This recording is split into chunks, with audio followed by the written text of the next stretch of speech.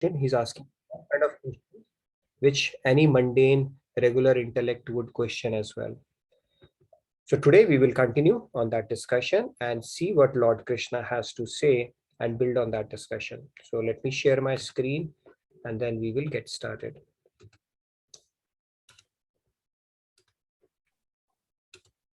Okay, so is my screen audible? Visible? Yes. And audio is there? Okay, great. Audio, video. All right. Okay, we'll get started with our opening prayers then. Gurur Brahma, Gurur Vishnu, Guru Devo Maheshwaraha, Guru Sakshat Parabrahma, Tasmai Shri Guruve Namaha. Vasudeva Sutam Devam Kamsa Chanuramardanam Devaki Paramanandam Krishnam Vande Jagadgurum Krishnam Vande Jagadgurum. All right, so Radhe Radhe once again, everyone. So today we are on chapter 4, verse 5. Lord Krishna is going to respond to Arjun's query, and let's see what he has to say today. I'm going to recite it like always, and then you're welcome to follow. And if you're going to turn on your camera, your odds of getting picked by Pallavi ji increase many folds. All right, so we'll get started then. Shri Bhagavan Uvacha Bahuni me vyatitani Janmani tava charjana Tanyaham Veda Sarvani Na Tvam Vetha Parantapa. All right. Yeah, please raise your hand. Oh, I'm seeing so many hand raised.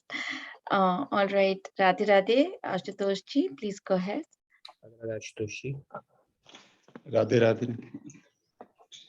Radhe. Bahuni me vyatitani janmani tav charjuna tanyaham ved sarvani na tvam veth parantapa. Very nice. Shri Radhe Radhe. Preeti ji, Radhe Radhe, please go ahead. Radhe Preeti ji. Preeti ji, please go ahead. Radhe Radhe everyone. Radhe. Shri Bhagavanuvacha Bahuni me vyatitani Janmani tava charjuna Tanyaham veda sarvani Natvam vetha parantapa. Radhe Radhe. Very nice, Preeti ji. Radhe Radhe. Thank you, Preeti ji. Shyam ji, Radhe Radhe, please go ahead. Radhe Radhe Shyam ji. Radhe Radhe. Shri Bhagavanuvacha Bahuni me vyatitani Janmani tav charjuna Tanyaham ved sarvani Na tvam veta parantapa. Radhe Radhe. Radhe Radhe. Very nice, Shyam ji. All right. Yeah, Lakshmi ji, Radhe Radhe, please go ahead. Yeah, Radhe Radhe everyone. Shri Bhagavanu Vacha Bahuni me vyatitani Janmani tava charjuna Tanyaham Veda Sarvani Na Tvam Veda Parantapa. Very Radhe nice. Radhe. Radhe Radhe. All right. Yeah, I would like to give to Neeta ji. Yeah. You might get debut award, who knows? Let's see. Neeta ji has recited before as well, I guess. Okay, my bad, sorry. Please go ahead. Please go ahead. Yeah. Radhe Radhe. Shri Bhagwan Vachya Bahuni me vivitani janmani tav charjana Tanyam veda sarvani na tattva vetat parantapa. Ne tvam veta parantapa. Very nice. Neeta ji, where are you joining us from? Gurgaon, Delhi. Oh, Gurgaon. Okay, good Yes. to know that. Radhe Radhe. Radhe Radhe. Thank you very much. All right, we'll pick a few more. If we have any new names, let's give them an opportunity. Yes. Strongly Rupaji. encourage. Sorry. Radhe Radhe everyone. Radhe Radhe. Shri Bhagavan Uvacha Bahuni me vyasitani Janmani tava Arjuna Tanyaham Veda Sarvani Natvam Veda Parantapa. Very nice. Radhe Radhe everyone. Radhe Radhe. Samji, Radhe Radhe, please go ahead. Radhe Radhe. Radhe Radhe Samji. Shri Bhagavan Vacha Bahuni me vyatitani Janmani tava charjuna Tanyaham ved sarvani Natvam ved prantapa. Radhe Radhe. Very nice Samji. Radhe Radhe. Sandhya ji, Radhe Radhe, please go ahead. Radhe Radhe Shri Radhe. भगवानुवाच बहुनी मे व्यतीतानि जन्मानि तव चार्जुन तान्यहं वेद सर्वाणि न त्वं वेत्थ परन्तप. Very nice, Sandhya. You're really picking up quickly. Wonderful. Thank you. All right, let's take a few more hands. Yeah, Palji, Radhe Radhe, please go ahead. Shri भगवानुवाच बहनी मे व्यतीतानि जन्मानि त्वचार्जुन तान्यं वेद सर्वाणि न त्वं वेत्त परन्तप. Wonderful. Radhe Radhe. Radhe Radhe. Very nice. Thank you. Thank you, Palji. Yeah, Sumesh ji, Radhe Radhe, please go ahead.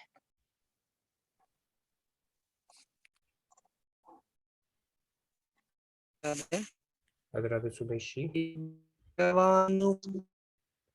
बहुने व्यतीतानि जन्मानि.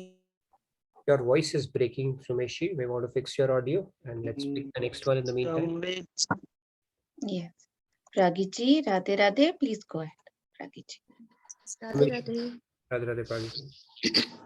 Shri Bhagavan Bahuni me vyatitani Janmani tav charjuna Tanyaham ved sarvani Na tvam ved parantapaha. Wonderful. So let's take three more and then we'll get started. I know we covered quite a few today, but let's do maybe three more and then real quick. Neetu ji, Radhe Radhe, please go ahead. Radhe Radhe Radhe. Radhe. Radhe Radhe. Thank you, Pallavi ji. Shri Bhagavan Bahuni me vyatitani janmani tava charjuna Tanyaham veda sarvani na tvam vetha parantapa. Thank you. Wonderful.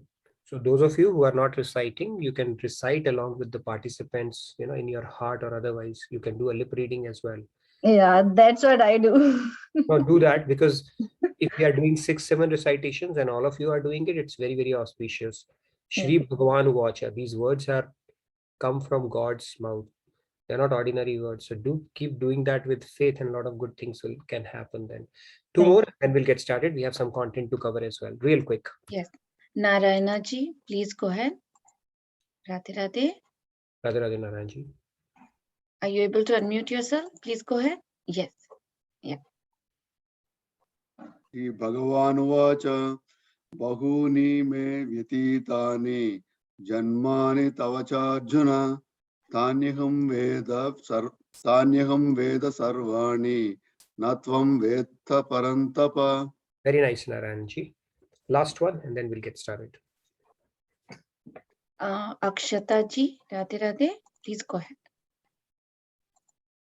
Radhe Radhe. Radhe Radhe Akshata ji. Your audio, we want to fix that. Yeah, audio is Let's try one more time. It's breaking. Akshataji, may have to fix it. We have one Okay, more. meanwhile, we can take Okay. Kamlesh ji. Yeah. Radhe Radhe Radhe Pallavi ji Radhe. Nitin ji Radhe Radhe. Shri भगवानुवाच भगवानुवाच बहूनि मे व्यतीतानि You are not. Arjun तान्यहं वेद सर्वाणि न त्वं वेद परन्तप. Wonderful. Thank you, Kamlesh ji. Let's get started. Akshataji, if your audio is fixed, real quick, we can take. Otherwise, we'll get started. Yeah, give it a try, Akshata ji. Radhe Radhe, please go ahead. Okay. Radhe Radhe. Shri Bhagavanuvacha Bahuni me vyatitani janmani tava charjuna tan vidasvani natvam veta parantapaha. Very nice. Thank you, Akshataji. You may want to look at your audio. I think there's some disturbance that happens occasionally. Okay, so thank you, everybody. Let's get started with this one. So, Shri Bhagavan Uvacha, the Supreme Lord said, Bahuni, many, may of mine, Vyatitani have passed, Janmani, births, Tava of yours, Cha and Arjuna, Arjun, Tani, them, Aham, I, Veda, no, Sarvani, all, Na, not, Tvam, you, Vetha, no, Parantapa, Arjun, the scorcher of foes. Now, Parantapa has been used by Lord Krishna here because he's saying the scorcher of foes. And what is the foe here? The doubt that has arisen in his mind. If you remember in first chapter, Arjun had referred to Lord Krishna as Madhusudan, the one who slays doubts. So there is a lot of context around what name is being used in shloka, depending upon the situation or the question that is being asked. Now, Lord Krishna is fairly confident. So Arjun says, how may I understand? And Lord Krishna is saying Parantapa. He's pretty confident that he's going to slay the doubt that has arisen in his mind as well. So let's see what Lord is saying. So Supreme Lord said, both you and I have had many births, O Arjun. Okay, so he's laying to rest that discussion around reincarnation. He's saying you have many births. And previously, anyway, we have gone through second chapter where Lord Krishna is talking about the concept of soul. And in this one, he's reiterating the fact that we keep on taking births. It's not that it's one birth game, multiple births. O Arjun. And then further on, he goes on to say, you have forgotten them, while I remember them all, O Parantapa. Okay, that's what Lord Krishna is telling him. Let's move on. Bit of a discussion we will have, and then continue on this particular shloka. So in this one, similarity and difference. So let's have a quick discussion between soul and God. Who is God? We are going to discuss that in today's discussion and also go through the similarities and differences between us and God. Let's continue. So the Vedas, which are a manual of life, which are revealed, Aparushaya or Shruti Praman, we call them, they actually talk about the relationship between God and soul, and they also talk about the Bheda Bhed Sambandh between soul and God. Bheda Bhed Sambandh means the relationship in which in few sense we are similar and in a few sense we are different. It talks about Bheda Bhed Sambandh. Now when the Jagat Gurus come, right, the message that they give is a function of place, desh, kal, niyam, and the audience that they are addressing. And they focus on a particular aspect of that Vedas, not the entire thing, right, depending upon what is needed at that time. And if they have focused on the Abhed aspect of it, then people say, okay, that is the only truth.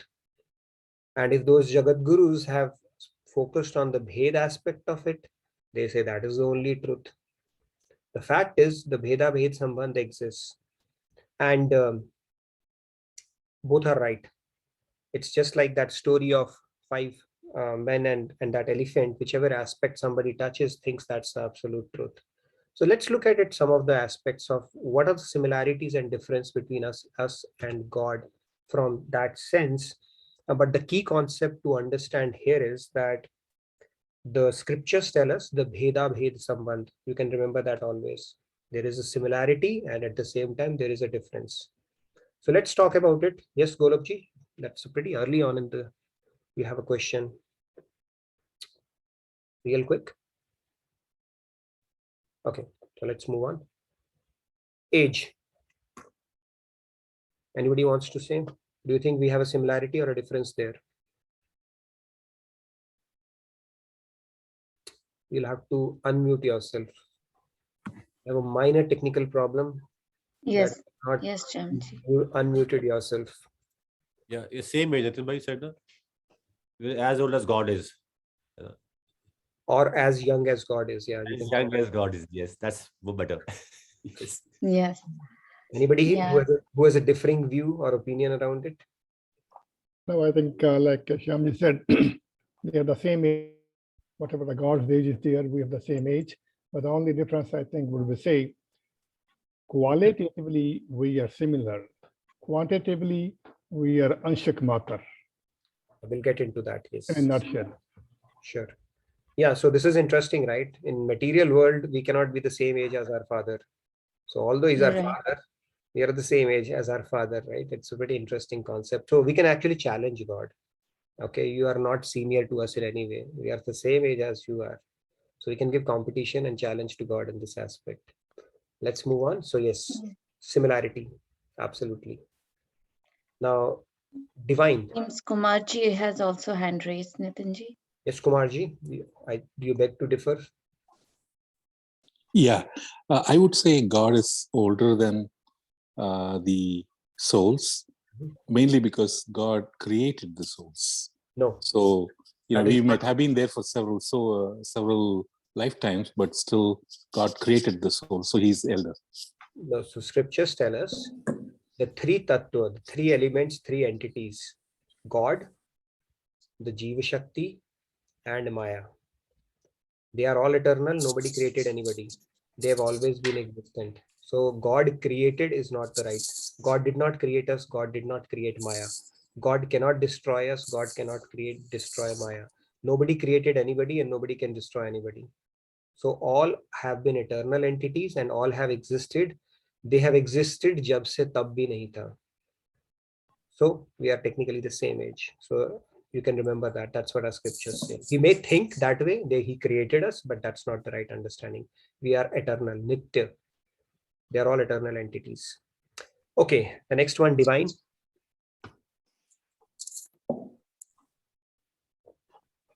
Srinath ji, please. Radhe Radhe, I think. Radhe Radhe, Srinath ji. Yes, God, has got the Yoga Maya Shakti, which is the divine energy that, we don't have that. So, thank you. Okay, as an energy of God, we are Tatastha Shakti, right? The soul. So the fact that we are seeking bliss and the fact that we cannot get it from material energy or material world illustrates the fact that we are also divine. Soul is divine in nature. It cannot be caught by material apparatus. Yes, like Samji said, we'll get into that aspect. Qualitatively, we are also divine. Quantitatively, we will get into that now. So there's another thing which is similar actually. So it's like you have an ocean and you have a drop. Is there a if you taste the drop, right, it's the same. Drop is constituted of the same element as the ocean. Having said that, can you row a boat inside a drop? No.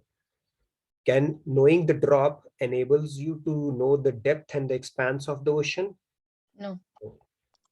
But then at the same time, if you know the drop, right, qualitatively it's same as the ocean. So same thing goes from that aspect as well.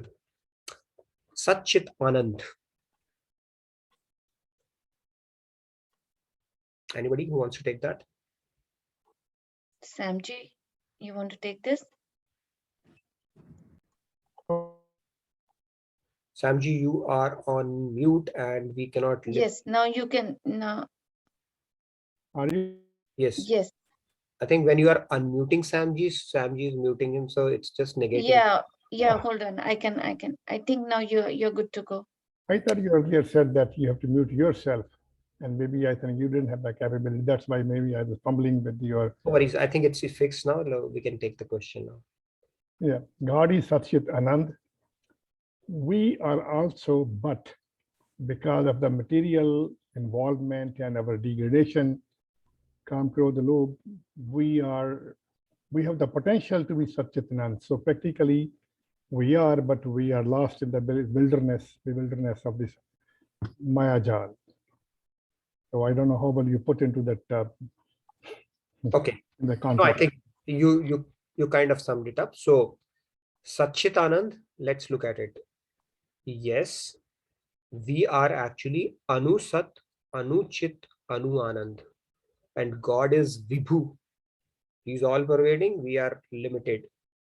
Even in this one, if you look at it, God is touching upon the Chit aspect of it. He's saying, I remember all your past births.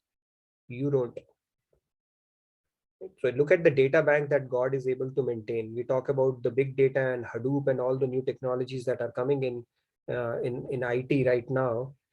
Just imagine the amount of data God is able to store. As a Kshirodakshai Vishnu, as a Paramatma, he logs the karmas and then he's able to maintain it as well. And out of that stockpile of karma, Sanchit karma is able to give us the result of that as well. And he only knows which human birth he'll give what impact. Okay, nobody can know. When Dhritarashtra asked Lord Krishna, what did he do to deserve the fate of losing 100 sons? What did he do? He said, I can see my past birth and I don't see any karma which would result in this kind of a prarabdh where I lose or bear the pain of losing 100 sons. So Lord Krishna says, okay, go back one more birth before. So he said, okay, I've gone back one more birth. I still don't see it. He said, go back one more. And he said, okay, I've gone back one more. So Krishna said, go back one more. He said, no, I can't. I have actually the ability to go back till my last 3 births, and he could not find that. So anyways, point here being, we will not know which drop is picked up and given to us in which birth. And Dhritarashtra could not go back. We can't fathom actually, how much data and stockpile of karmas we have, and just a drop is picked up from that ocean and given to us in a particular life. That is why when we're talking about Karam Yoga, we spoke about this concept that it is statistically impossible to actually exhaust that ocean of our Sanchit karma. Drop by drop, it's just like a bird is taking in its beak a drop and trying to empty the ocean. So let's say theoretically we are leading a life and doing the perfect Karam Yoga, no binding karma whatsoever. Still, in order to empty the ocean, it will take, I don't know how many lifetimes. But in the process, we might be accruing more karmas, binding karmas. So this process becomes a mission impossible. But then Lord Krishna says, Sarva Papebhyo Moksha. And finally in 18th chapter 66, he says, when you become fully surrendered to me, I'm going to burn your entire stockpile, because he also understands we cannot do it on our own. If we were to exhaust it lifetime by lifetime, it will take us infinite lifetimes and possibly infinite plus infinite plus infinite. That many times we have existed. Right? Yesterday we were discussing about we are in the 7th Manvantar. So you can imagine how many lives we have already taken birth and how much of ocean of stockpile of karmas we would have accrued. So anyway, God is Vibhu because God is omnipresent. We are not. We are just localized. God has perfect knowledge and the perfect bliss. We don't have that. We have it in finite quantity. So the difference between us and God is he's Vibhu, we are Anu. So we are Anusat, Anuchit, and Anu Anand. We don't even remember what we did at the same moment yesterday. And God remembers what we have thought every kshan, every sankalp that we have made in every lifetime. He has a record of that. So every thought that we think in our mind, it gets logged. Okay, that much data bank God can maintain. And the last one, influenced by Maya. Anybody wants to take that?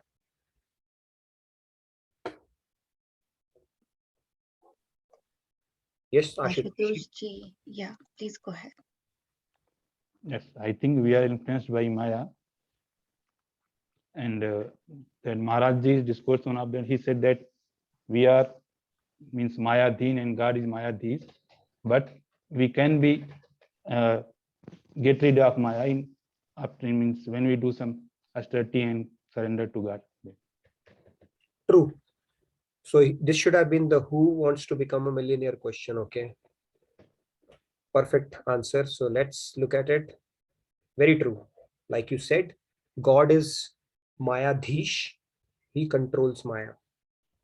And we are Mayadhin. We are tormented by Maya. All the afflictions that we have, all the bad gunas that we have, greed, anger, desire, all that stuff are Maya's gunas. And God is Mayadhish.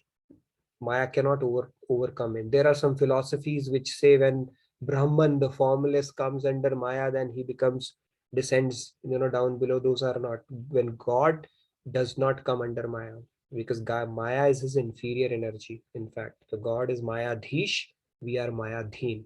But like Ashutosh said, we have the potential to conquer Maya and in fact become godlike. We don't become God, we become godlike. God will give all his powers to you. Other than logging the karmas, that bookkeeping dirty work, what will you do? Noting down the thoughts of everybody, right? We know what kind of thoughts our mind generates. It's not a good bookkeeping to do. But other than that, we do have a potential to become godlike, and we have an infinite potential to that side. So anyways, so this is where now the key thing here was the chit aspect that we spoke about. God's memory. He remembers pratek sankalp of pratek lifetime. Each and every thought that we have come to our mind in every lifetime, he has that data bank. And in due course of time, he gives us the results for that as well. And that is why we need to tend to our mind very carefully. It should be like a garden, how we maintain a garden. Weed out the things, because if we let the weeds come in, then they will bring more of their own kind. Like we make friends, weeds also make friends. And you can imagine what kind of friends weeds would make. So it's very important from that standpoint. So now who is God? Now we have spoken about God. God is this, God is that. But let's talk about who is God. How would we define God? So our scriptures give us a definition of God. Like we briefly touched upon this aspect in one of our previous sessions as well. We'll go a little more in detail today. We say Dhanwan, somebody who's wealthy. We say Balwan, one who has strength. We say Aishwaryavan, Shauryavan, all that stuff. Van. And in this case, we are saying Bhagwan. So Bhagwan has those 6 opulences in unlimited to unlimited extent. And each one of those opulences that we are going to look at, even if we have a little bit of it temporarily, we become a celebrity. People get attracted towards us, right? That Khali or Dara Singh or WWF Undertaker, if they can beat people, they become celebrity. If somebody is beautiful, they become Miss Universe or Mr. Universe, they become celebrity. Wow. The fact of the matter is that it is temporary and given to us in a very limited extent, based on some karmas or something like that. If somebody is good looking and they become celebrity because they are, if somebody is powerful, we salute to them. So God has all the things that we get attracted towards in this material world. God has those opulences to infinite extent, and that is why he's called Bhagwan, right? Like one, I said Bhag means all of them in unlimited, infinite. So let's look at that. What are those qualities and of God? So to start off with, let's talk about his majesty or Aishwarya Shakti. It's limitless. Now when he descends, he does show his Virat Swarup. As we know, he did that to Arjun, but that was not the only time he did that. So we'll look at that. So even the Brahma, Vishnu and Mahesh and they reside inside him. When he showed his cosmic form, it was unbearable to look at. Brahma, Vishnu, Mahesh, we spoke about each Brahmand has its own set of governors. It's not like one entity. They have their own set of governors, and they all come under the dominion of God. The billions, I think there are 3 billion suns out there in our galaxy alone. And one can only imagine how many suns and moons might be out there in the other universes. Ours is the smallest Brahmand of 4-headed Brahma. There are Brahmands which has 10-headed, 100-headed, million, trillion-headed Brahmas as well. So all of that, now if the entire universe is so big, who's upholding it? It has something which has to be bigger than that universe, logically speaking. If something is so big and it is upheld, it's just like a bird holding something in its beak, right? That entire universe, if you look at it, is like something in the beak of a bird. The bird has to hold it. The bird has to be bigger than that, what it is upholding in its beak. So similarly, God is bigger than the biggest and smaller than the smallest. That is what our scriptures say. And when he showed his Aishwarya Shakti, you know, only with the divine vision somebody can see it. It's like grand. Now, even when he was eating dirt at Brahmand, these are some of the instances where his Aishwarya Shakti came to the fore. His mother Yashoda saw his mighty form in his tiny mouth. She saw the entire Brahmand inside his mouth, and she could even see herself watching him inside his mouth. And then she just collapsed. She said, "What happened to my Lala? Okay, he looks like some..." But then God with his Aishwarya, Yoga Maya Shakti made her forget that. Even before the battle of Mahabharat, when he went as a Shanti Doot, royal ambassador of Pandavas, he revealed his divine form to Duryodhan. And guess what Duryodhan thinks? Duryodhan sees he's a sorcerer like Harry Potter. Okay, he said he's some chhalya, he's playing with my mind. So he was not able to appreciate that, even though Lord Krishna showed his form to him. So he showed that. And there was another, and then at the battlefield of Kurukshetra, he stopped time. And when he was giving this discourse to Arjun, because Arjun asked, "Can I see your form?" And he's told Arjun that you are my devotee and my friend. And then he just showed his cosmic form. So if somebody claims he's God, nobody in any scripture has said, "I am God," and shown their cosmic form. Okay? So that itself should explain who is God. And this is one of the things that God did on purpose, so that at least theoretically we start understanding who God is. And if we go to that Vibhuti Yoga chapter, you know, when God talks about, it's like Arjun says, "Can you please tell about yourself?" And then obviously he has to tell about himself because Arjun has asked it, right? It's a beautiful chapter. But that has to be approached with faith and an understanding. God is telling, he's just trying to introduce himself. Not introduce, but explain as best as he possibly can. And I remember in Mahabharata, if you have seen that, it's very, maybe you want to revisit that. Sanjay was able to relate that to Dhritarashtra. And when he starts talking about his form, that this is what Lord Krishna is telling about himself. Amongst the mountains, I am Himalayas, and amongst the syllables, I am Om. Amongst the Vedas, I am Samved. Such big things he's saying. And he's saying so big things about himself without even a trace of pride. How is it possible? Now people who listen or hear it, they say, "What kind of an egoistic person, he's telling such big things." But no, he's obligated to tell to Arjun. And when he narrated it, not even a trace of pride, because that is who he is. And he has to tell it to Arjun, right, for the generations to come as well. So anyway, he showed his cosmic form. And even when he was coming back from Dwarka, he revealed his divine form to Tank Muni. So there are multiple instances during Mahabharata when God has actually shown his cosmic form, not seen by material eyes. Of course, obviously you need divine vision for that. That was bestowed upon Arjun. So only the Supreme God possesses the power to reveal his Virat Swarup, nobody else. Only God can, nobody else, because only God has that cosmic form. Furthermore, continuing on that, the Aishwarya. Now he was only, how many days old he was? 6 days old when he killed Putana. 6 days old. See, when he came in Ram avatar, Maryada Purushottam avatar, he followed certain protocols. He started killing demons only Pogandalila, only when he became youth, when he had bow and arrow in his hands, when his rishi formally asked his father Dashrath to take them to the forest so that they could kill the demons who were causing rakas during yagyas and all. So he stuck to that. But in Krishna Lila, he was in full form. 6 days he killed Putana. Okay, and then Trinavarth and Bakasur and I don't know who all. You can see that our little one, he wouldn't remember all these demons. He keeps watching the same stuff again and again. Then he kept on killing demons. And then even when he shows Ashwarya Shakti multiple times, even when Yashoda was trying to tie him to the mortar, she was always falling 1 inch short. And the big sages, they have written commentary on that, saying that it is Brahma, that the supreme God.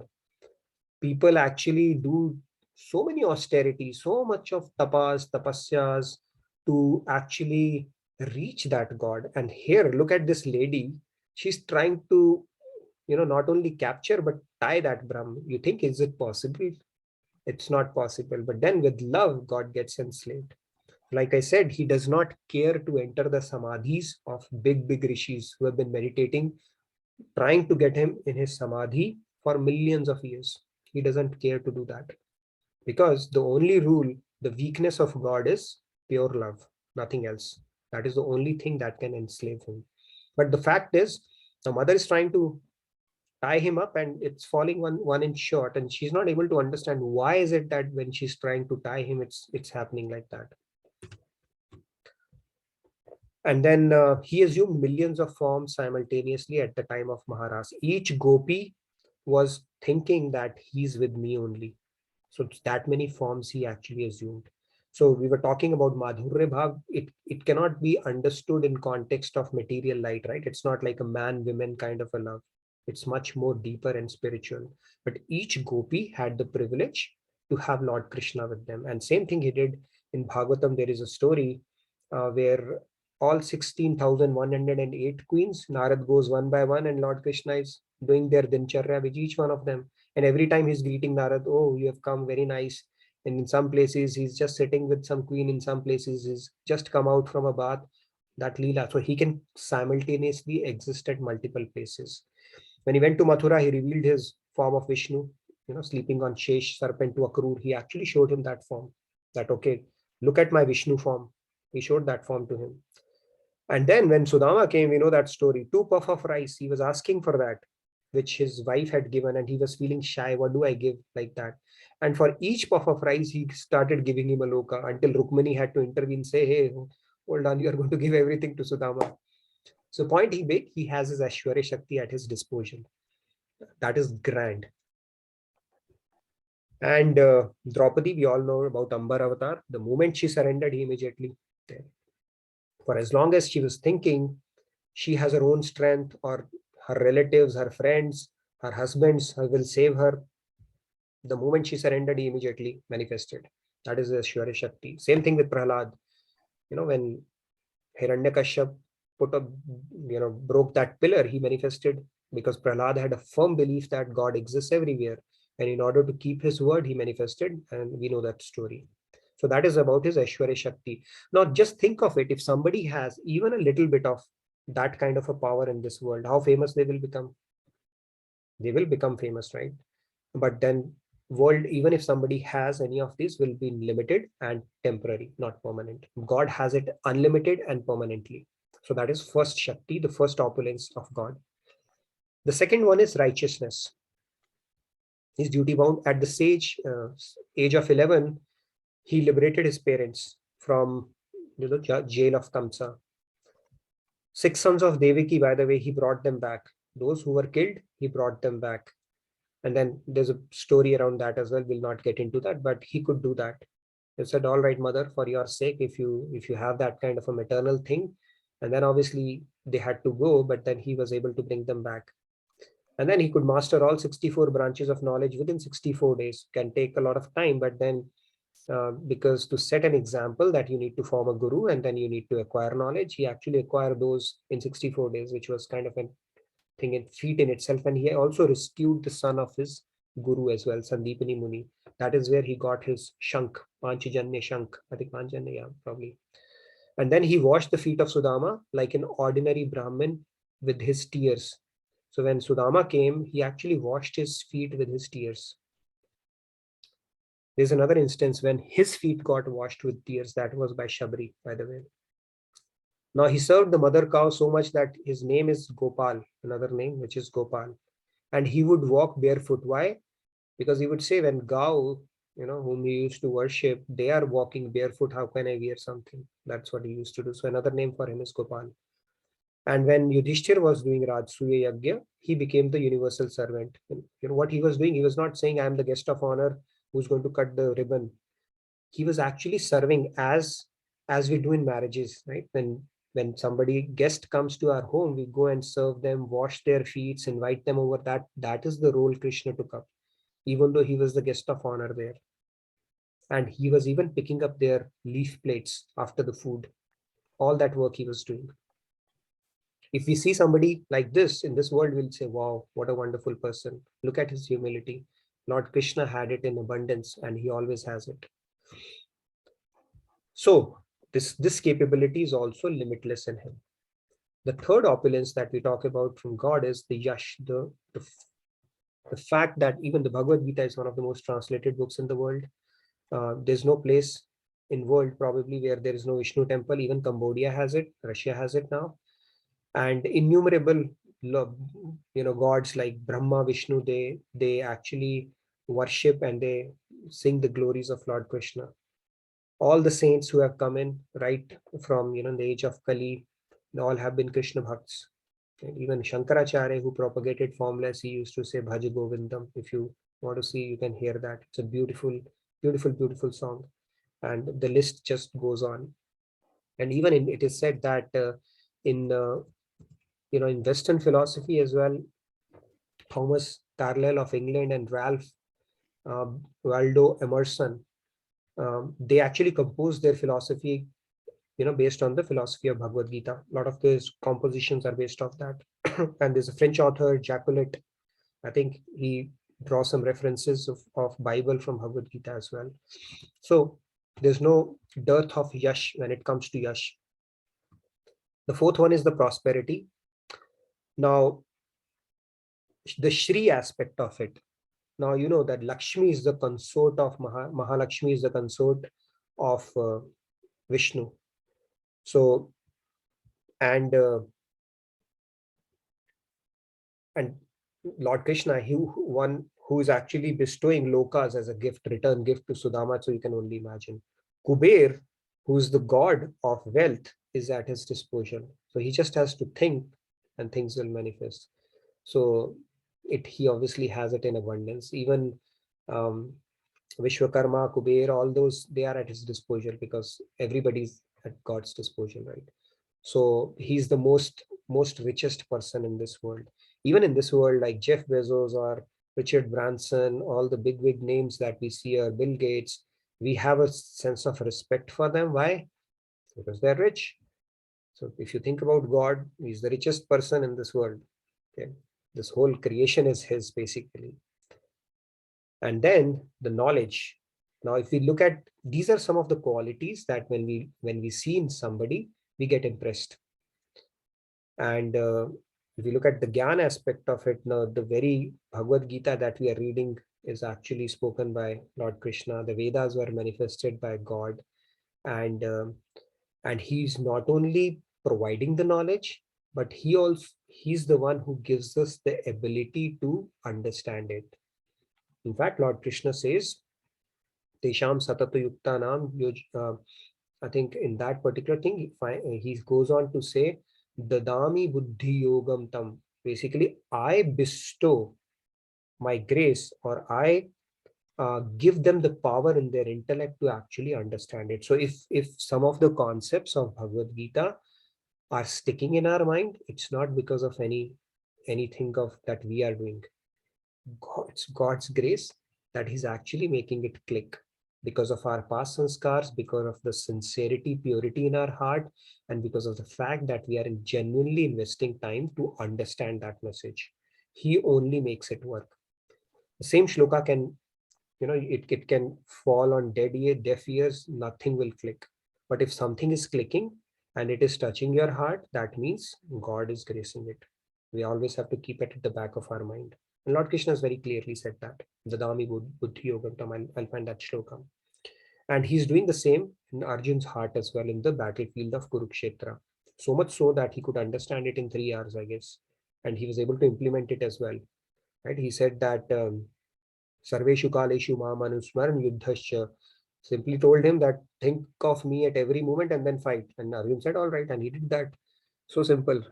And we keep on listening this knowledge till it slips out of our mind.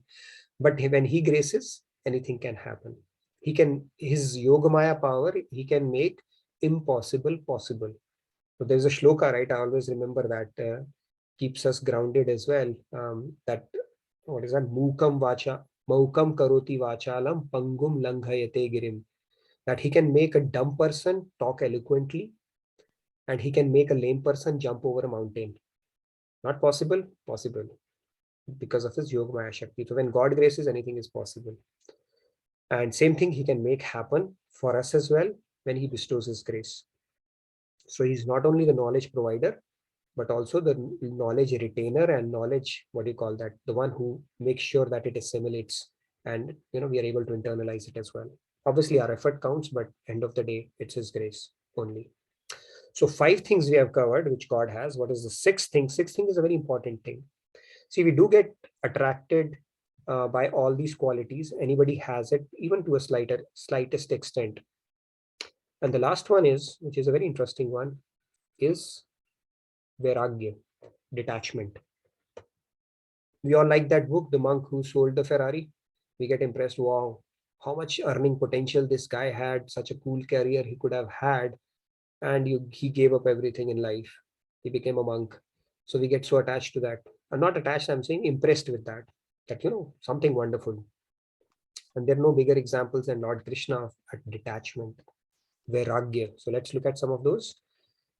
Despite killing Kamsa, he never desired to rule Mathura. Okay, he did that. That's a different matter, but it's not something that he was actually looking for. Now he was dancing with 100 million gopis, and he remained self-complacent, self-satisfied, not overcome by lust. That's a very deeper relationship with gopis. So, and in fact, gopis tested him in action, shloka in Bhagavad-Gita. There's this beautiful story where gopis, they go on and they were supposed to serve 1,000 or 100 Brahmins. They couldn't find, right, to complete, I think, their vrat or something like that. They were supposed to feed 100 Brahmins. So they go to Lord Krishna. See, they're supposed to feed 100 Brahmins. Where do I find those? So Lord Krishna says, okay, do one thing. You go across Yamuna, and you have Sage Durvasa. You just feed him. It is as good as feeding 100 Brahmins, equivalent to that, right? Like we say, Sahasranama Tattulyam Ramanam Vararane. So if you simply say Ram, it is equivalent to saying 1,000 names of Vishnu. They said, you go just feed Durvasa. It's as good as feeding 100 Brahmins. So they said, all right, gopis, we'll go. So when they go, the Yamuna is like overflowing. They don't know how to cross Yamuna. So they again come back to Krishna. Krishna, okay, but tell us, how do we solve this problem? Yamuna is overflowing. So he said, yeah, go and tell Yamuna, if Krishna is Akhanda Brahmacharya, then give us the way. So they start laughing. They say, we see this guy chasing us, teasing us, stealing butter, even stealing our clothes when we are taking bath. And he's saying he's Akhanda Brahmacharya. But anyways, he said, if that's not true, we'll come back to him. They go to Yamuna and say, if Krishna is Akhanda Brahmacharya, give us way. Yamuna quietly gives it the way. And they walk. And then when they go to the other side, Durvasa, he eats all the food that these gopis have prepared with love. All the food. Normally he doesn't eat so much. And then again Yamuna is flowing. You go back to Durvasa and say, okay, what do we do now? He said, then tell Yamuna that if Durvasa has eaten only this much of food, the doob, that means just the blade of grass equivalent, then give us way. So they thought this guy ate everything that we served to him. How is it possible? And they go back again, say, if Durvasa has eaten this much, give us Ved, gives us the Ved. So what happens on the outside and what is going on inside, there could be complete difference. That is the concept of action in inaction and action in action. So you could be actually operating in this world, but inside you might be doing something different. And that is something that could be personal. You don't have to really wear it on your sleeve. And that is the concept of Karam Yoga, or even doing your silent chanting or remembrance of God. You say people don't like it when you do that and somebody's putting some impediments. No, you can actually do it internally. Nobody will even come to know about it. But it's where your mind is what matters. So, anyways, he's the big Vairagi here. Even when he had his wives, he had like 10 children from each. It's like a city he had created. And finally, they were all killed. He did not protect them. In fact, he had told Uddhav that these guys, they are having mud, that they are, God's son and all Aishwarya and all that stuff. So they are going to kill each other. He was least bothered or detached. And we have one grandson and we are so attached, as if, we are going to make or break their lives. He was like completely detached. My pastimes are going to close now, and these are all going to vanish. They're going to fight each other and get killed. So he didn't create a legacy that they are God's son and then son's son, and then finally that lineage will carry all the way up to Kali Yuga, and people will say, okay, Krishna used to be my great grandfather. He didn't care about that at all. Completely detached to that whole process.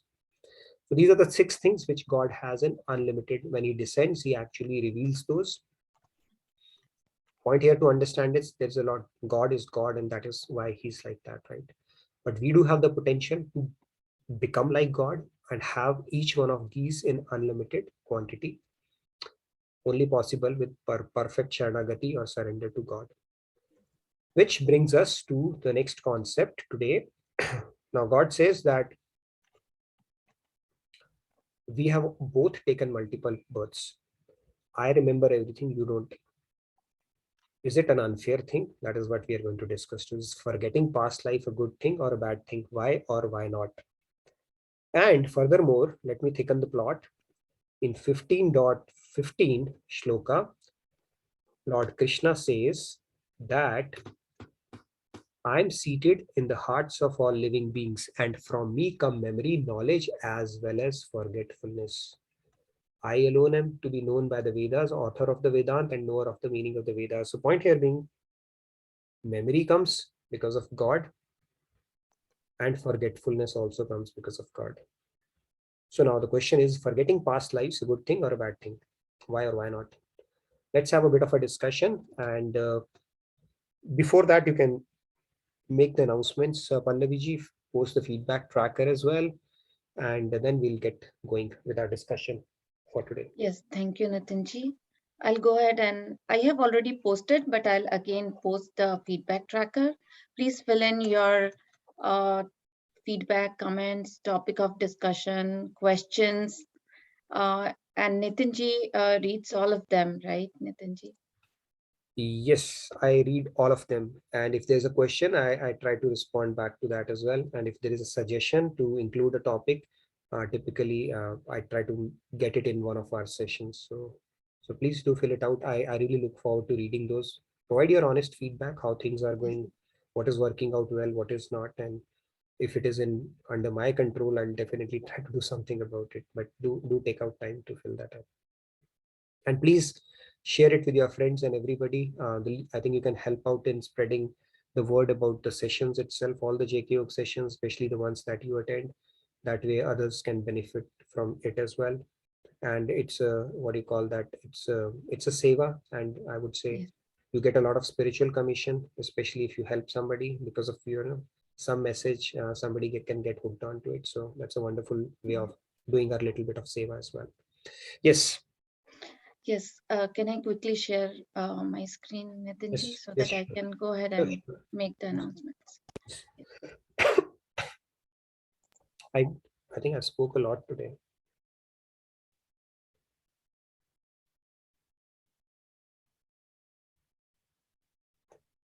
Pallavi, are you on mute? It says one participant can. Okay, let me try sharing.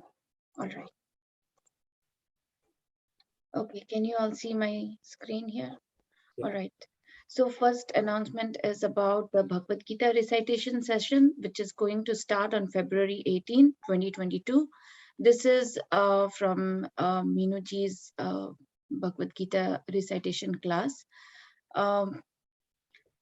So after a successful pilot of paid Bhagavad-Gita recitation class, join us for another exciting session. It will be on every Friday, 11 a.m. to 12 p.m. CST, 10:30 p.m. to 11:30 p.m. IST. Fees will be $100 or INR 2000. Please register. I have already posted this link for registration. Please go ahead and take a look at it. Take advantage of this.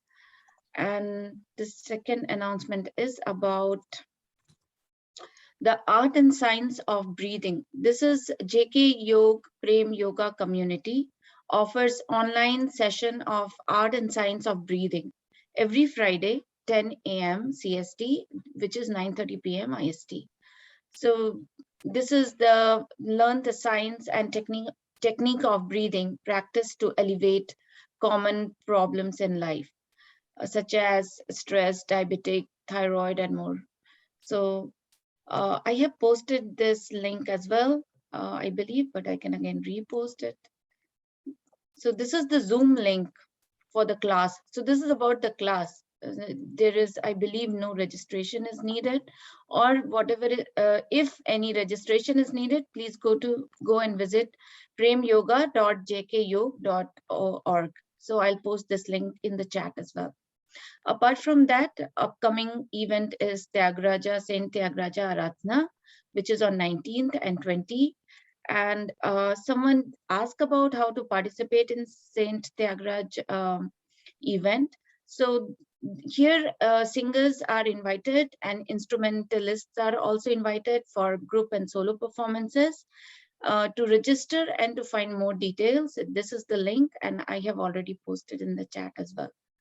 So you can, usually the links is www.radhakrishnattemple.net/jkyog and dash the event, that is Tyagaraja Aradhana. So these are the main event. Please take benefit of it. And that's it for the announcement. Thank you, Pallaviji. All right, so we can quickly take, I know we are 10, so we can maybe go 5 or 10 minutes if that's okay, Pallaviji. Yeah, absolutely, yeah. All right, we'll take a few hands and then we can continue the discussion tomorrow. Imaji, please go ahead. Yeah. Very important thing actually to discuss. So let's see how far we can go with that. Yes. Yes.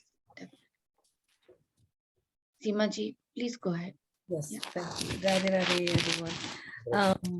I think it's a good thing that we do not recall the past lives, because if we did, life would get very confusing.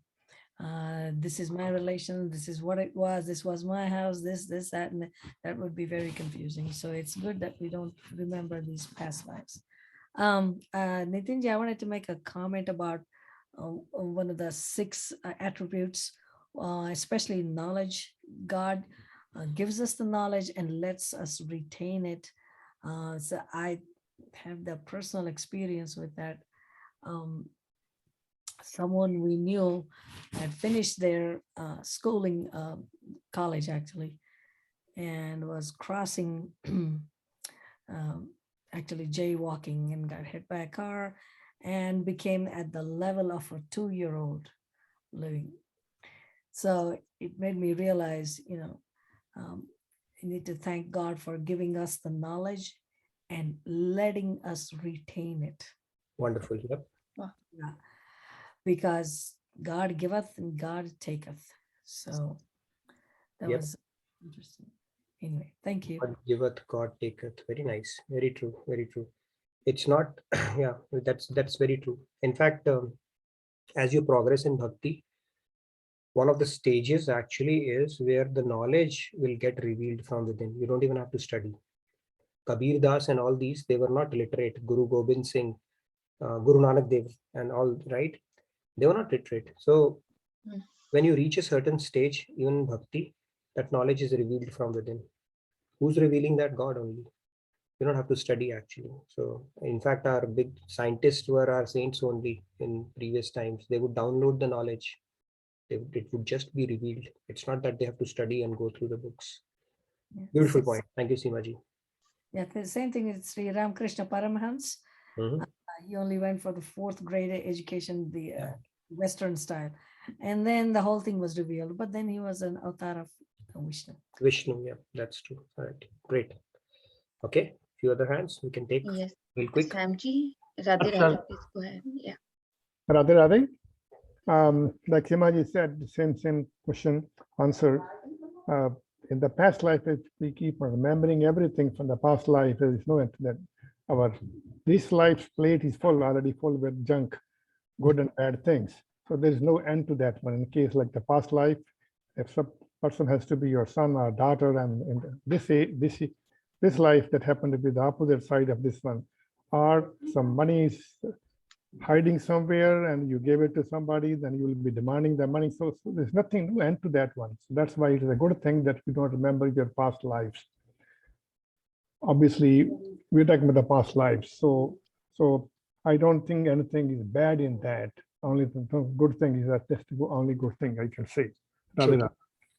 True, very true. I'll tell you a quick story. I mean, that will set things in perspective. So there is I think I read that joke somewhere. A lady is actually feeding her kid, eating chicken, and a dog is coming and she's shooing her away. So Naraji takes a look at that scene and says, look at this. She's eating her friend, feeding her enemy, and shooing away her husband. So that is how the relationships can actually pan out. So would it really make sense for us to know who was what in previous life? We cannot operate for sure. Yes, let's hear from other participants as well. Oh my God. Wow. That is a possibility. Okay, so it's a huge mercy that we don't remember. Other we cannot operate effectively. That is how relations can happen actually. Wow. Sandhya ji, Radhe Radhe, please go ahead. Radhe Radhe. So regarding this question, I feel that there might be certain traits which could be retained in us from our past lives. And as you said, that it is the God who decides what should be retained, what should not be.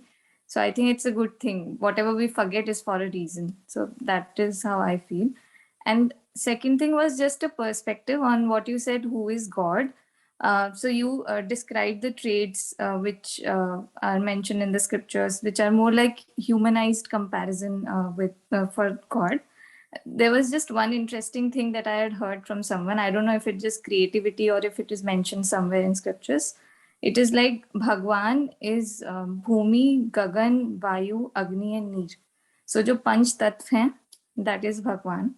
So I really found it quite interesting. So I just thought I'll share it. Oh, that's good. Very nice. It's very nice. Yeah, that's true. Everything and anything that is there, and that's a beautiful way to map it back to the Panch Tattva that we talk about. In fact, Panch Tan Matra, Mahan, Ankar, everything emanates from God only. So great way of remembering it and putting it as well. Very nice. And the traits that you talk about, in fact, God has said that I'm going to retain anything that you acquire, spiritual bank balance, He's going to preserve it for you. Because otherwise we are on a suicidal mission. We will keep on digging the pit for ourselves. So what He does is, whatever spiritual breakthroughs we have made, whether it's come in terms of letting go, forgiving, compassion, care, all the good qualities, Devik Gun. In fact, 16th chapter, Shloka 3 talks about all the Devik Gunas. Forgiveness, all that stuff that we have, our soul has acquired, He's going to preserve it. So you'll start from that point onwards, which is a huge mercy of God. Great point, Sandhya. Yeah. All right. Nitinji, Champaji has mentioned in the chat, if we remember our past lives, we cannot concentrate on the present life. Very we true. still will live in our past. Yep. And who would remember how when I was an ant, this guy crushed me, and when I was a cockroach, it will just not add any value to our life, right? So it's a mercy actually that we don't remember stuff. And the stuff that is worth remembering, the spiritual corners that we have cut, that anyway God is preserving for us.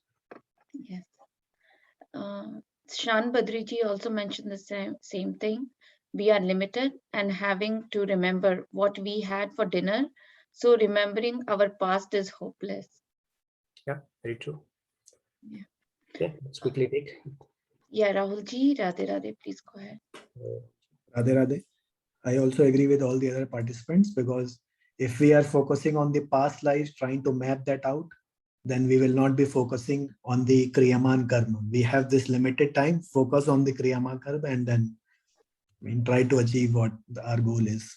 True. And Doesn't I add. think and Maharaji has mentioned also that when a newly born child is there, probably he remembers some of his or her past lives, but as he becomes older, then he forgets everything.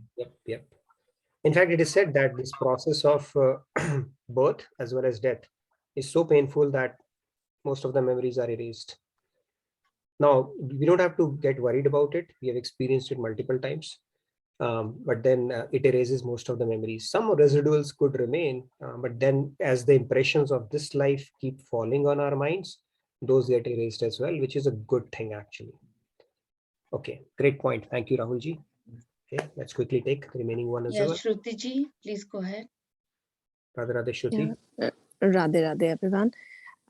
So I was thinking that it's a good thing that we don't remember our past lives, because we don't remember our past lives even now, and we just remember this life, and we still live in the past. Like either we live in the past or worried about the future.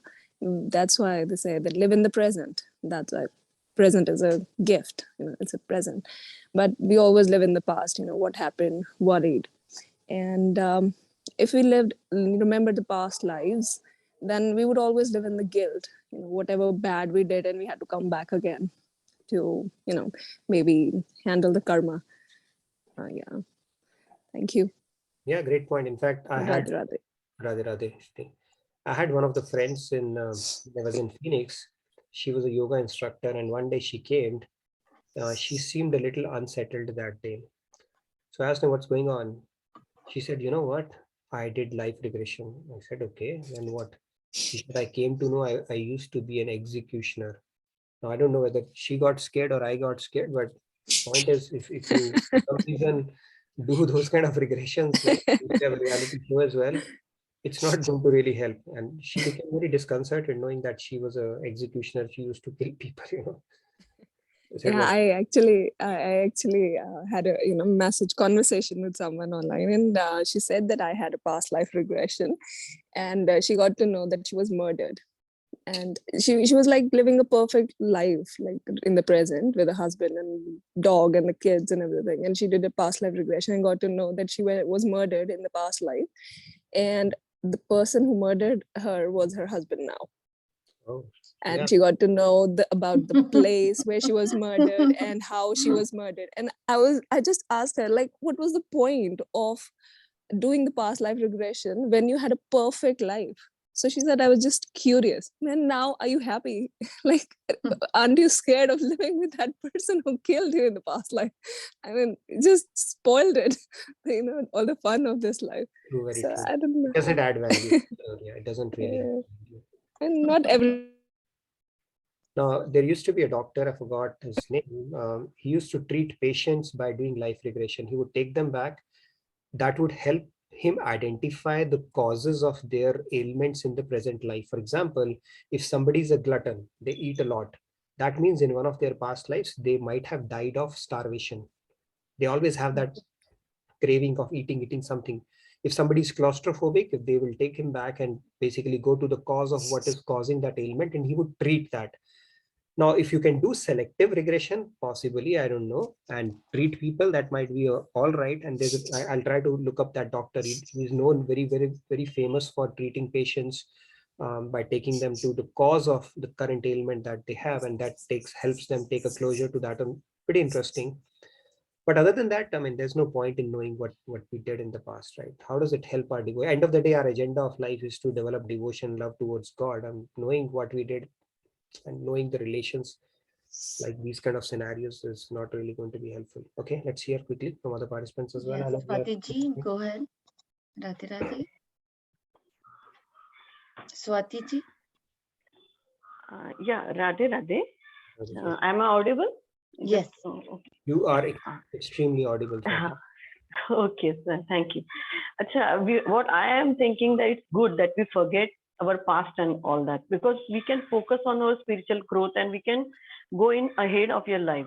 And if you go in the past, either it's of no use also keeping that in our, like abhi hum log bolte na piche ka je bhul jao. So why to remember that? No, because it will unnecessarily give us problem only. We'll go in depression, or we'll keep on dwelling on the past and on, and we'll be unhappy. So it's like better that you go ahead, no? So the past, remember, is of no use also, I think. So we cannot enjoy the today present moment also, and we cannot focus on our future or spiritual growth or whatever we are going ahead. So it's better we don't remember all the past things, past janma. Right, God is making it easy for us, as easy as He possibly can. He's making us forget things that are not needed for us, and at the same time, He's preserving things for us. I won't say in the memory, but in form of subconscious sanskars. However, He actually packages that for us.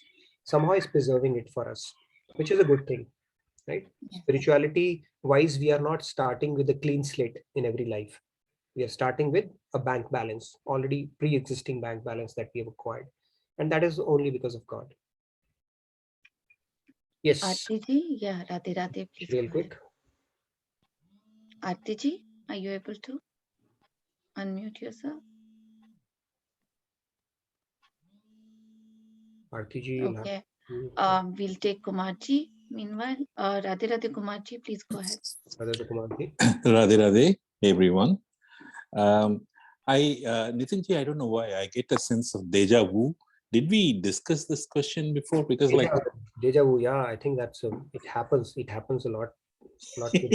I'm like exactly this question, like why are we asking this question again? One of the probably the most easiest to answer, right? I don't think anyone would answer.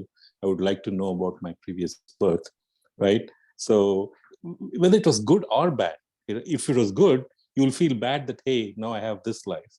If it was bad, what do you do? Like, it's really, that would be strange. And then I was listening to one person saying how many lifetimes? Just think of exactly. You have lived for infinite lifetimes. What all you will keep on thinking. You have to operate effectively in this world as well, right? How many even one lifetime, we remember that would even be disastrous for us.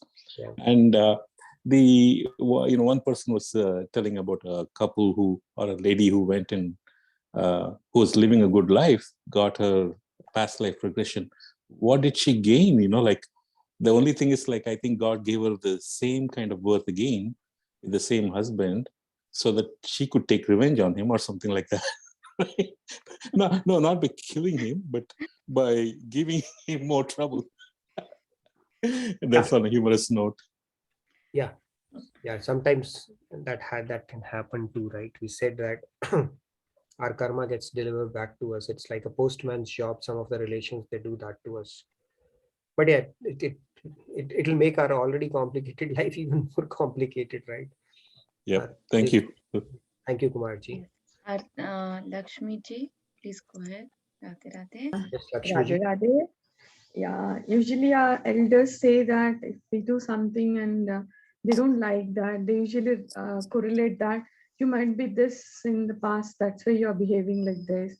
Like my grandfather used to say me, I used to sleep more time. Like I love sleeping whenever I was young until my MBBS final year also. So my grandfather, you might be a Kumbhakaran like that, used to sleep all the time, you don't get up like that. So I feel that what all the speakers said, like, yes, some will be retained in us which will not be eliminated, but I think God will retain that which will not harm us, but maybe that will retain because of the past karmas or something, I don't know. So I just want to share that, which my grandfather used to say me usually. A great point. In fact, talking of sleep, I always used to think in Ramayana, the guy who was most sorted out in Ramayana was Kumbhakaran. Just eat, why to fight and bother so much? And Yes. I've been fond of sleep as well for most part of my life. But now God has made sure that I don't sleep more than I need to just because of my schedule. Yes. I can imagine this sleep thing. Okay, this disorder I've always had. It's like Arjun was. It is said that Arjun had conquered sleep. He could actually go without sleep for a number of years. And I always used to feel I'm on the other end. I can sleep anytime, anywhere, whenever I want, for however long I want, kind of a thing. Yes, exactly. I also know in the same way. Whenever I get tired, yes, I have a sound sleep of few minutes, then I get activated. So it's not like I'm sleeping more now. So minimum, I mean 5 to 6 hours, not more than that. Good, So I good. feel usually, okay, how I changed. My grandfather used to say that. So I don't know. It's all changing now. That's good. Luckily, fortunately for you, you have actually eliminated the possibility of becoming a polar bear in next life. Okay, which is what I'm working towards as well. So we'll come to that shloka. Lord Krishna says, whatever you do most, like an indulgent father, he will give us with the compound interest. Okay, so polar bear. Okay, we got to be careful when we sleep more. Okay, real quick. Let's take a couple more and we'll. Radhe Radhe. Yeah, Padmaji, Radhe Radhe, please go ahead. Thank you for waiting. Radhe Radhe. Kumaji is not deja vu.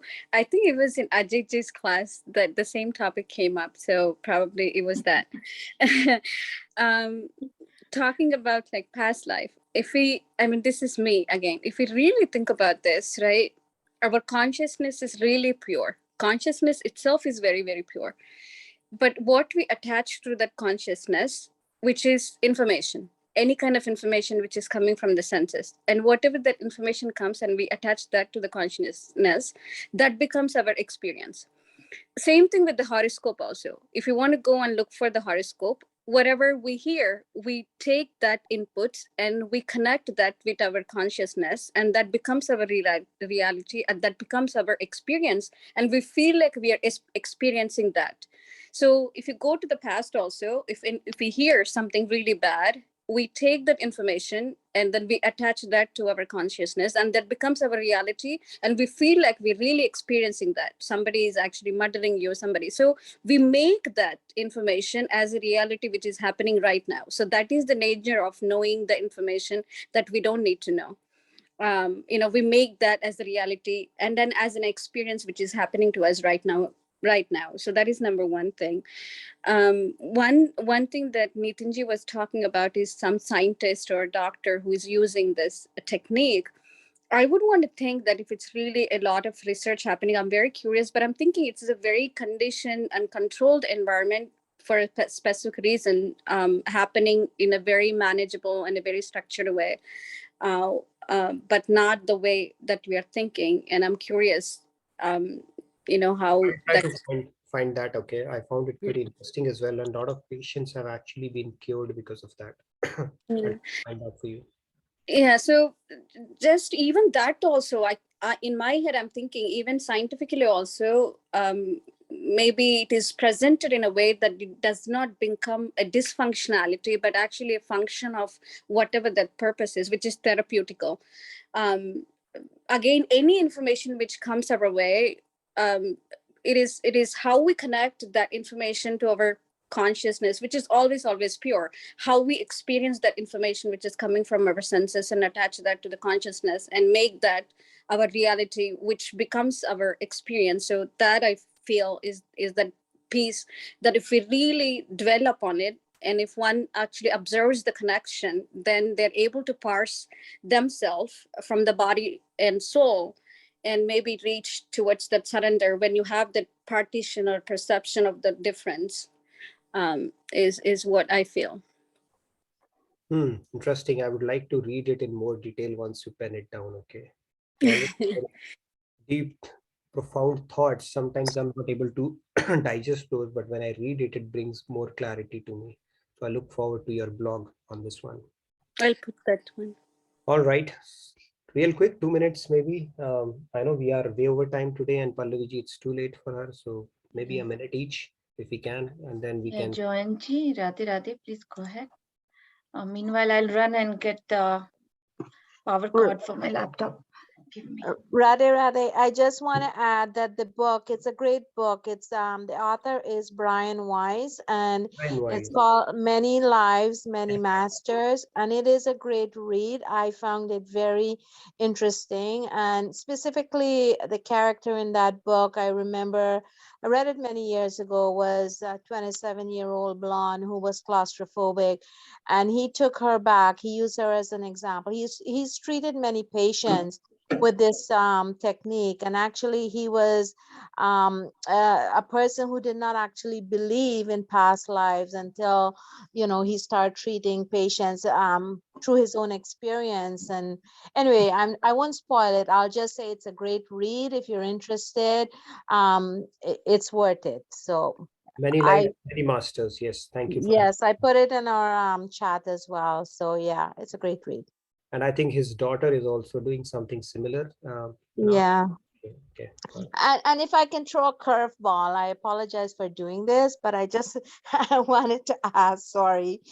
Is it so, the thought came to me like everybody's saying, no, we don't want to remember our past life. And I agree with that because it can be very traumatic. But by the same token, wouldn't we want to know what has brought us to this point, be it a happy life, be it a miserable life? Say, for example, things are not going your way. Wouldn't you want to know what you have done in the past to bring you to this point? I'm just throwing that out there. So, And Joan, so you don't make that same mistake again.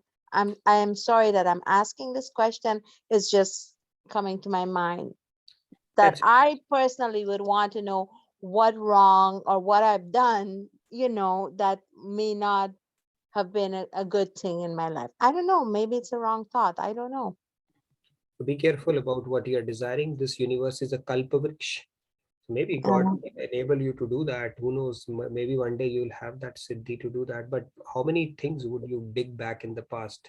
We have. No, I wouldn't. Yeah, I agree. Yeah, I wouldn't want to dig back all the things in the past, but there's, that little question, that wondering, that wouldn't you want to know what you have done so you don't repeat the same thing? I don't know. It's just a thought. Yeah, maybe Lord Krishna is going to come in your dream tomorrow and answer that question for you. So all the best for that. Radhe, Radhe. Radhe. Okay, are we good then? Pallavi ji? Yeah. I see hand raised for Simaji and Artiji. They have hand raised. Okay, Simaji, is that something real quick? Simaji, please go ahead. I'll make it quick. Yeah, that Brian Weiss's book, I read that. I think it's Many Souls, Many Masters. Many lives, many masters. Yeah, Many Souls, Many Masters. Many lives, many masters. Yeah, and yeah, I think it's what she's saying is good to know that. But what I was thinking was, if you had to, if you remember the past relationships and the people, then that would be confusing. But anyway, incidents. Super confusing. We'll not be able to operate effectively for sure. Definitely learn from the past. But anyway, what I was going to say was with the birth and the death, I'm not sure we forget, or God allows us to forget all the memories, but I think they are stored so that we can, or He can calculate those for us for the next life. And sometimes you do have, like you were saying, Kumarji, deja vu feelings and meetings. So these, I'm just guessing that we may, remember, we do carry our past sanskars with us and karmas with us, and perhaps the memories, but not so pronounced, I guess. Thank you. Yeah, in this case, I think Kumarji's case, that deja vu is nothing but another JK Yoga session. Okay, let me simplify. It's no other lifetime. Okay, it's this lifetime JK Yoga session only. Yeah, we did that in Ajayji's, I remember. Okay. All right, Artiji, if your audio is maybe 30 seconds and yeah, please very go quick. ahead. Real quick, yeah. Radhe Radhe everyone. Radhe Radhe. What I was thinking about this is, although it is a very good thing that God not let us remember the past life karmas, because this past life was also, anybody if remembers too much, people or even doctors say that let go, move on, don't get stuck. So this is a good thing that God, conceals all those things. But from time to time, we also hear about a few people remembering their past karmas. And punarjanam, हम सुनते हैं ना कि पुनर्जन्म हुआ है. And it is like God's way of revealing us that past life exists.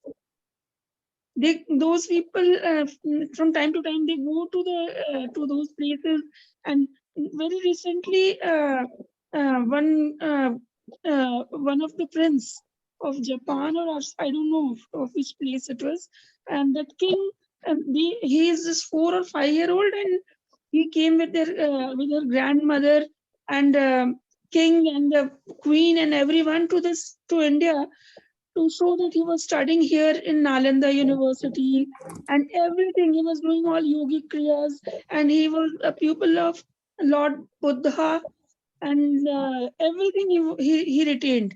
So how can a 4-year-old small kid remember all that? Sometimes So God, it is a God's way, God can do. God's way of revealing us Sometimes that past life exists.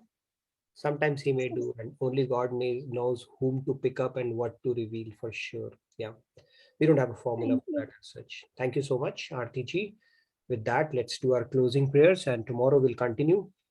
There's some more stuff I wanted to cover as part of the shloka, so tomorrow we'll do that. I look forward to another exciting session tomorrow. Stay safe and have a wonderful day. Great rest of your evening, whatever is left of the evening, and let's do our closing prayers today. Om Sarve Bhavantu Sukhinah, Sarve Santu Niramaya, Sarve Bhadrani Pashyantu, Ma Kaschit Dukha Bhag Bhavet. Om Shanti Shanti Shanti. Radhe Radhe. Have a wonderful day and a great rest of your evening. I'll see you tomorrow.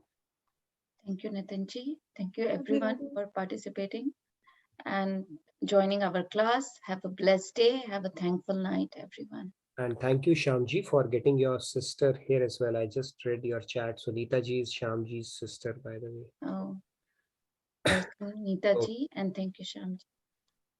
Thank you, Nitin. Thank you, ma'am. Thank you, everyone. Radhe Radhe. Radhe Radhe. Radhe Radhe. Good night.